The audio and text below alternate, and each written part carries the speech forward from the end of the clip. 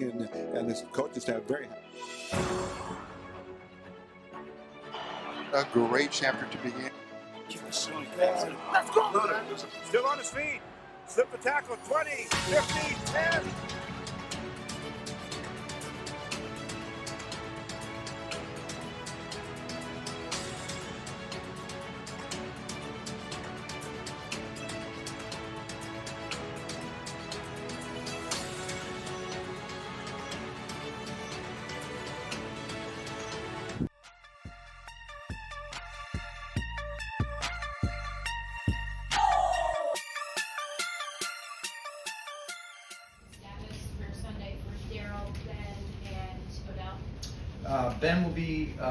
Ben will be good to go. Everybody else will be questionable.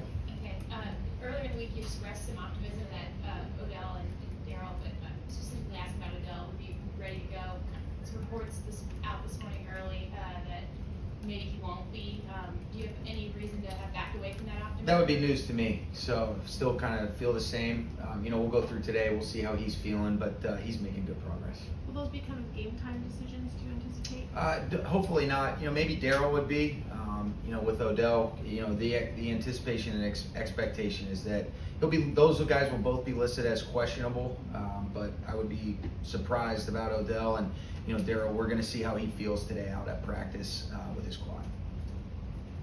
Sean, obviously, the Packers defense must have exposed some weak spots in your offense. What have you been doing this week, so far to address? Yeah, Claudia, those have been things that we've kind of tried to address the last few weeks.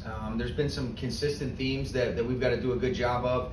And the main thing that we've kind of discussed is just taking care of the football, staying on track, being efficient in some of those early downs. And so whether it's Green Bay, Tennessee, the Niners, we've got to do a much better job just overall. I definitely think we're capable of it. The Jaguars are a great challenge, but we're looking forward to the opportunity. With Odell, if he were not able to go, what do you kind of think that receivers group looks like then? Well, then, you've got Cooper and Van who have done a really nice job. Ben would be asked to step up. Koski's gotten some action as of late. And then, you've got some different position groups that you could potentially utilize as well. When you kind of look at that group from when it started at the beginning of the season to what it is now, could you have ever anticipated the amount of change? Well, I think, I've said this to a couple people this week, Lindsay. I've kind of gotten spoiled because of the health that we've had over the last few years. And, it's definitely something that, I think you have to have contingency plans in place. These are things that a lot of teams go through. We've been very fortunate over the last few years that it's been something that we've been able to avoid. But I think, you kind of make sure that do a good job of having contingency plans. But if you said, would I have envisioned it? The answer is no. Sean, we've talked about turnovers a lot this week, I know, in the last couple weeks, but what is sort of the holistic ripple effect when something like that happens? Because I know in terms of your sequencing, when you guys are planning around it and adjusting to it, there is a ripple effect, not only for your next series, but defense. Absolutely. Teams. Yeah. I think you kind of know the answer. We always talk about playing complementary football. The thing that's been really unfortunate is turnovers have always been a huge emphasis. There's 31 other teams in the league that are going to emphasize that as well. But for us, where those have occurred have been especially costly. And then, in a lot of instances, 3 of those have turned into actual touchdowns on that given play. And so that's what makes it challenging. And then these teams have done a nice job being able to possess the football, particularly the last couple weeks, where you're so minimized in some of your opportunities. So then the margin for error is that much slimmer in such a competitive league. And so it definitely does have a trickle-down effect. It's things that you want to try to avoid. But again, kind of like what I've talked about, I think it's important that, hey, let's be mindful of trying to minimize those and limit those without making it where you're afraid to go compete and know that, hey, there's inevitably things that do occur that sometimes you're saying, man, that's just a part of the game, but I'm going to keep swinging. And so it's a delicate balance, but I do trust that our guys, they still have total confidence just like I do in them.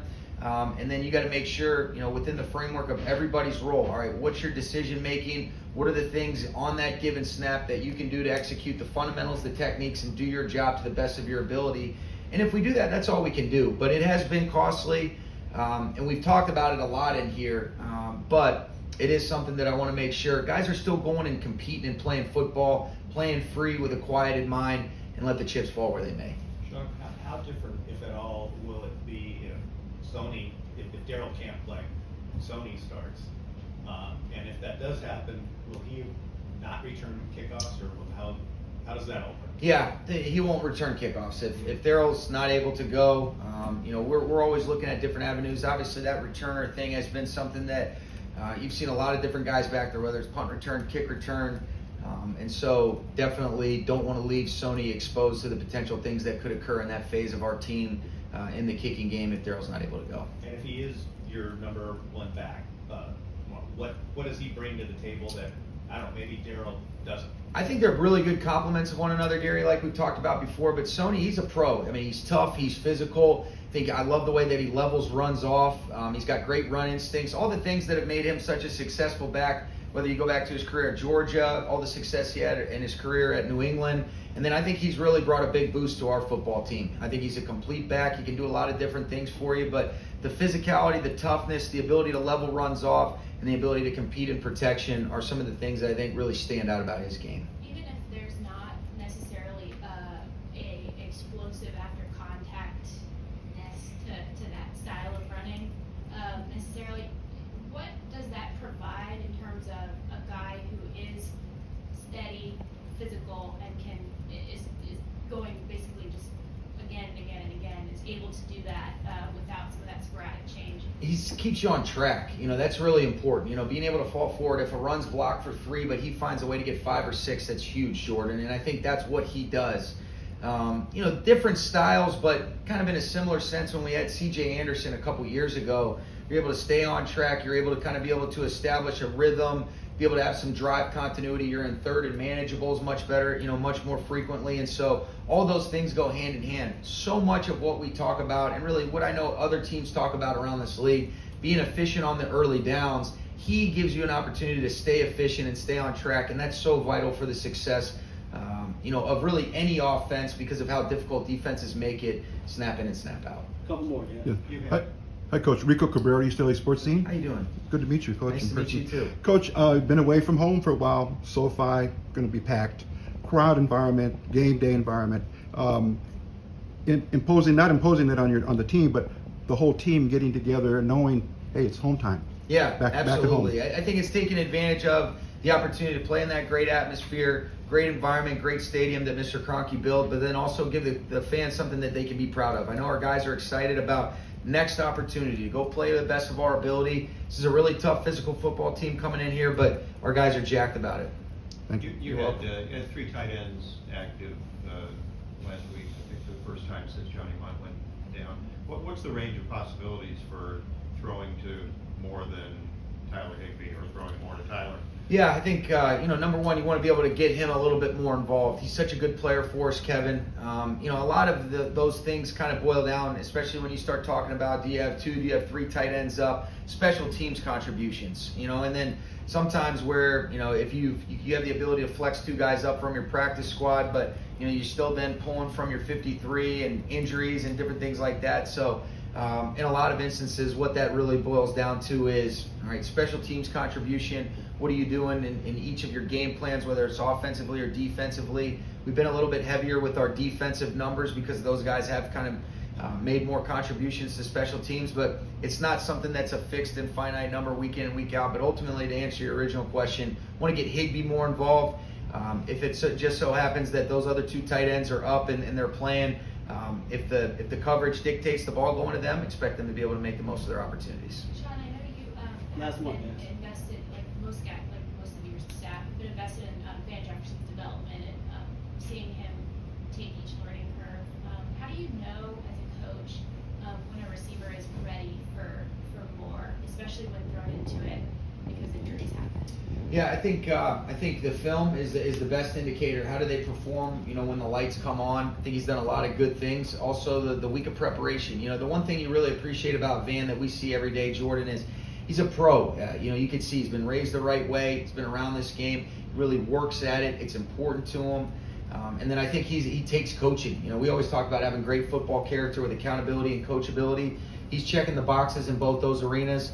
think there's been some really good things that he can draw a lot of confidence on, and then he'd be the first to tell you there's things that I've got to do to play more consistently, more detailed, snap in and snap out, to play at the level that I know he's capable of, and he's intentional about it. But I think it's a combination of the film, the weekly preparation, and then just watching that as the season progresses. You're welcome. Okay, thanks, guys. Appreciate it. You know, trying to get the quarterbacks. Jared, is it frustrating when a quarterback like Aaron Rodgers gets the ball out so quickly, really kind of avoiding any rush from you guys? Yeah, it is, but you just got to keep playing and trying to find ways to, you know, hopefully get opportunity where you're holding, we can get them down. So, you know, it'd be like that some weeks. You know, you just got to keep playing. So. How eager are you to have a game where you guys kind of are in an opportunity, the other team has to hold up the ball or drop back, so you guys can actually see this rush in action? Yeah, I think we really is, but you know, if you get the opportunity to do that, meaning we got to lead. You know, we playing from the front, and we have an opportunity, you know, to pin our ears back and actually get after the quarterback, and you know, hopefully that's my opportunity to get on down to the ground. So. What have you seen of Trevor Lawrence? He's good. He's mobile. He can move.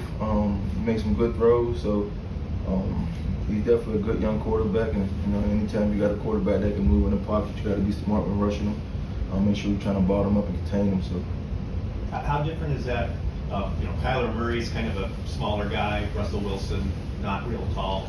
This 6'6" and mobile.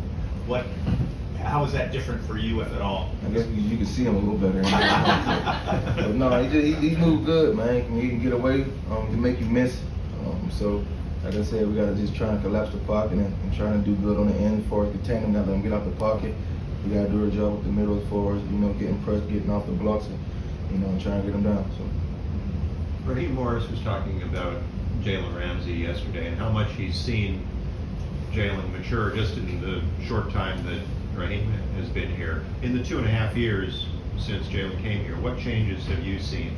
He's just a leader. You know, he got the leadership role. You know, he understands that, and you know the guys. You know, they watching him. You know what he do, the way he carries himself. Guys is going, you know, follow definitely the guys in his room. So, just the leadership role and the way he leads. So.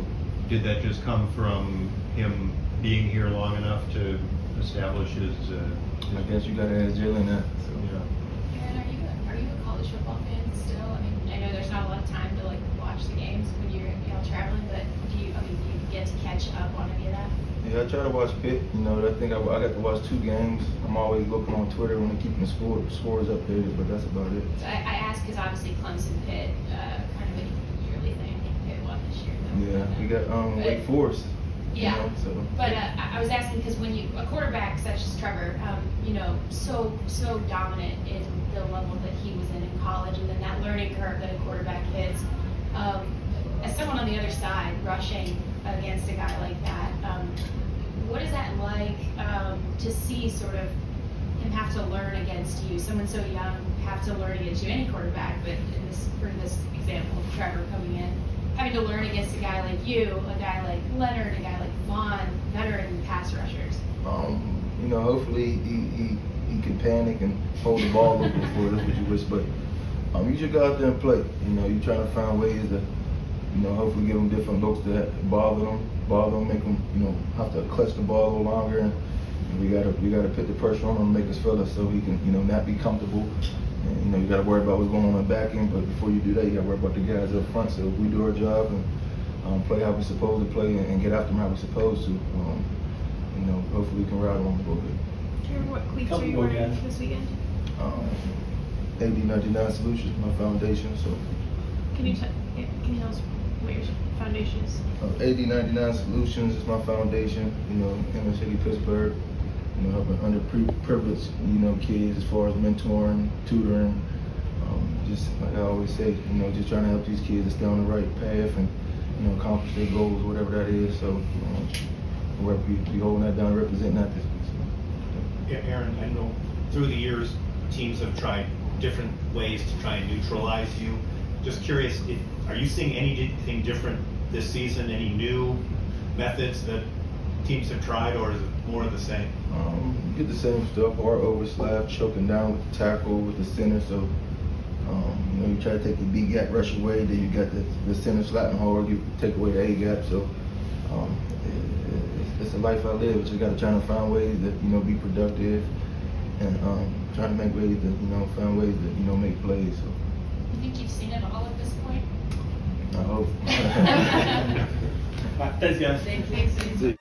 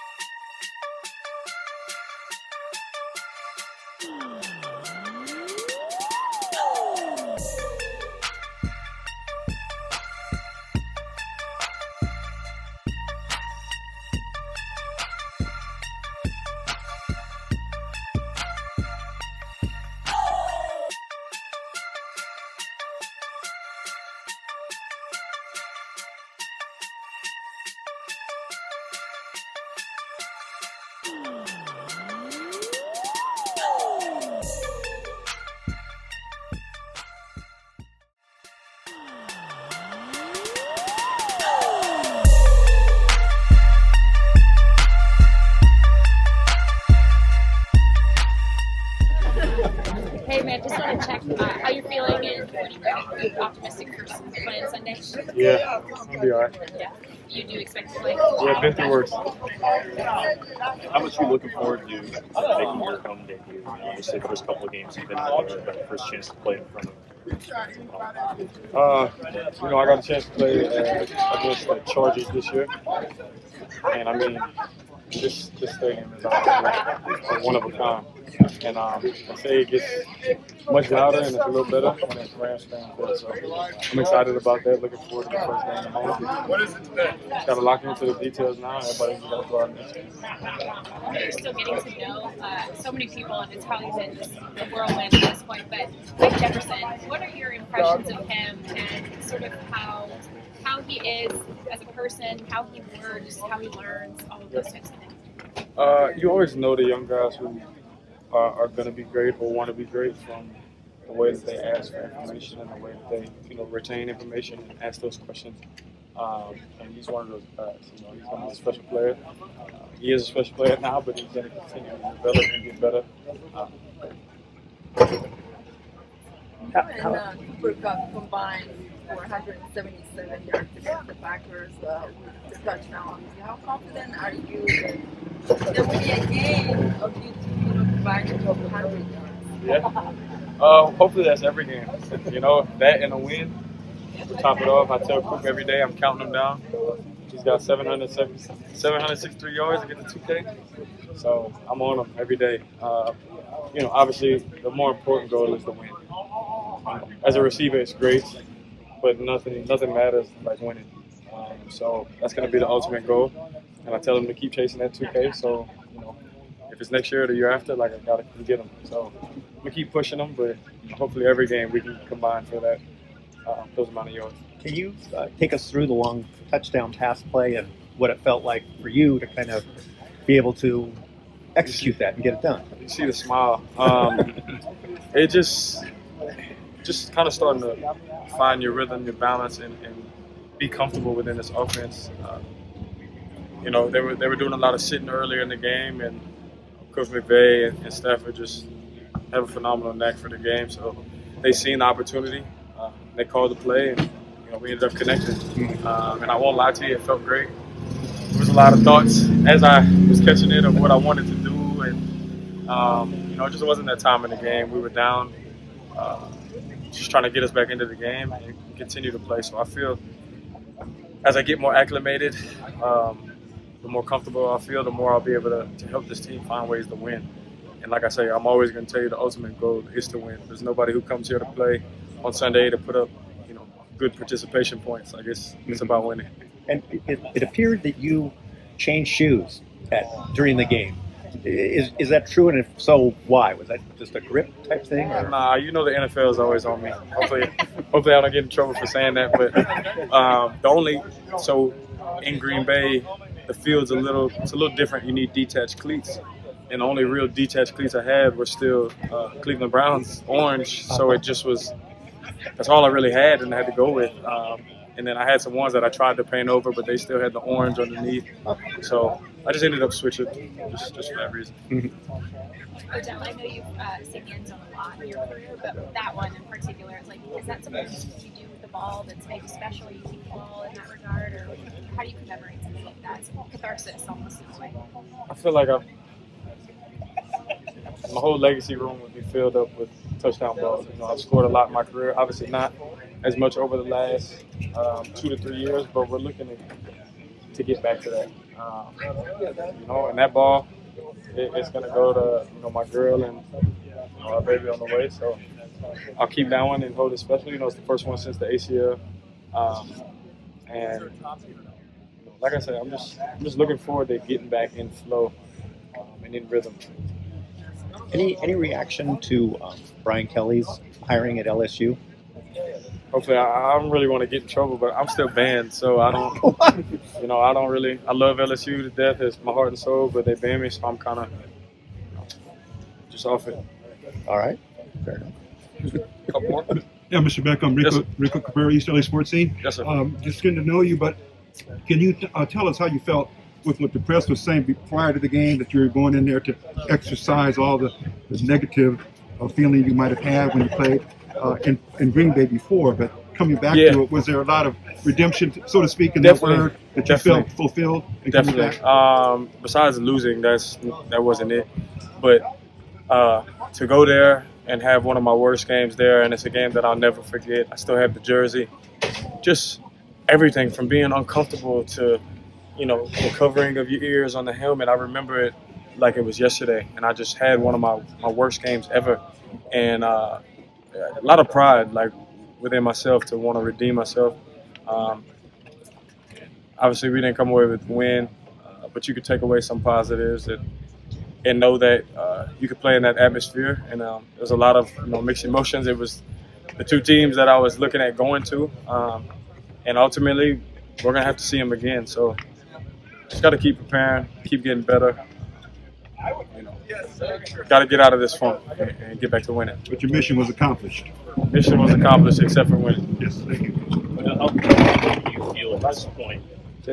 How comfortable do you feel in the offense at this point? I mean, obviously your debut, 15 snaps, but then I think you play all but 2 against the Packers. What do you feel like you've accomplished, and what do you still have left to learn at this point? My coach from LSU used to always tell me, we always just talk about Kaizen, Japanese word, I think, for continuous improvement. So I'm always going to find ways to improve, always going to find ways to challenge myself and learn everything within the offense. Right now, you simplify it so that you can play and you can line up fast and know what you have to do. But as time keeps progressing, you want to know what everyone's doing. That way, it's going to help you do your job even better. So I'm always trying to find ways to improve within the offense. And yeah, just now it's about finding ways to win. Playing complete football, all 3 phases. Punting the ball, down and inside, getting turnovers on defense, scoring points, not turning the ball over. It's about putting a complete game together and get this thing rolling. All set. Thank you. Appreciate it.